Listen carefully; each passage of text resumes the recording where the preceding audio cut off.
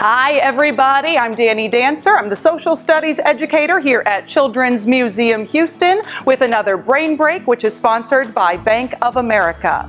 So in celebration of President's Day, we are actually going to do a 2-day series. This is part of our Get Up and Do Something challenge. And what we are going to do is we are going to take you all through some of the steps that are part of the Presidential Youth Fitness Program. This is something that you may have participated in school. It's actually been around for a long time, since the 1950s, although the name of the program and some of the elements of it have changed over time. The goal has stayed the same, which is to give kids the opportunity to get exercise and to make sure that they're living the healthiest lifestyles they can. So I'm actually going to take you outside where we're going to be joined by a couple of my friends here at the museum to show you 2 of 5 Presidential Youth Fitness Program exercises and activities that you can try at home. And then tomorrow we're going to come back for another brain break to check out the other 3. Let's go. All right, everybody, I am now joined outside by John, our science educator, who is actually training to run an ultra marathon. That's 32 miles, boys and girls. And I am also joined by Cheryl, our director of education, who has 2 degrees in physical education and has also run a marathon herself. So today we are going to be focusing on 2 of the 5 physical fitness exercises. And these are ones that focus on upper and lower body strength. So we're going to start off with push-ups. First, we want to show you the proper technique, as well as a couple of ways that you can modify or change it if you need. And then we're going to have everybody do 20 seconds of push-ups together. All right, proper push-up position. We want to have our hands and feet on the ground. We want to have our hands underneath our shoulders. And when we lower our bodies down, we want to make sure we get low enough that there would just be about a hand's width between our chest and the ground before we push ourselves back up.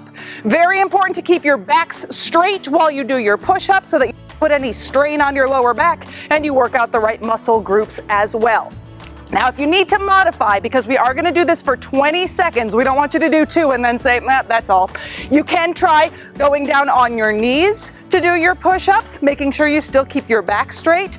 Or if you'd prefer, you can use something like a bench or something that isn't going to move or slide out from under you and put your weight on that bench to take a little extra weight off of your upper body. Are we ready for this? All right, I gotta get my timer out. We're gonna go 20 seconds. My friends at home, we wanna try to set and keep the same pace. So keep going at the same pace for the full 20 seconds. Are we ready? Everybody set. Here we go. Awesome job. Keeping our back straight. Getting nice and low. Check it out, we're already halfway there, you guys. 5 more seconds to go. And done. That was so easy. Well, I guess I was doing this version. Great job. Awesome, awesome.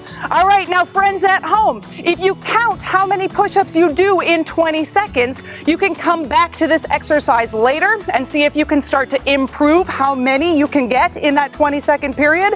Or you can also see if you can move from one of those modified versions to the full push-up. Next, we're going to work on lower body strength. We're going to do some squats. So once again, starting with the proper technique, you want to make sure when you squat, you have your feet under your hips, and you don't want to get your knees over your feet. That puts a lot of strain on your knees. Not so good. So instead, you want to make sure you're sitting almost like you're sitting in a chair and keep your weight back in your heels. When you're down in the squat position, you should be able to wiggle your toes. If you want to put your hands out in front of you to help counterbalance your weight, you can do that, and then push your body back up again. So that is a basic squat, and a couple ways you can modify this. If you want to make it a little bit easier on yourself, you can, instead of doing a squat, you can step up onto a stair or onto a bench. Or if you would prefer to make it a little more tricky for yourself, you can turn them into squat jumps, where you start off low, jump up, and then land back low. So, we ready for 20 seconds? I'm going to take the step ups. And I'm going to set my timer once again. 20 seconds. Once again, set a pace and do your best to keep to it. Ready, and go.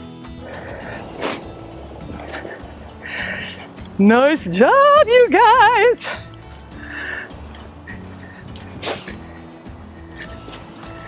We're over halfway there. If you're doing the step-ups, try to switch your legs. If you're doing the squats, make sure you get low every time. Last second, and we're done. That went by so fast. Great work, everybody. Great work, friends at home. Awesome job, everybody. Thank you so very much for joining us for today's Brain Break, which was sponsored by Bank of America. And we certainly hope you will come back tomorrow to try out our other 3 exercises as part of this challenge. In the meantime, have a great day. Thanks for exercising with us. Bye.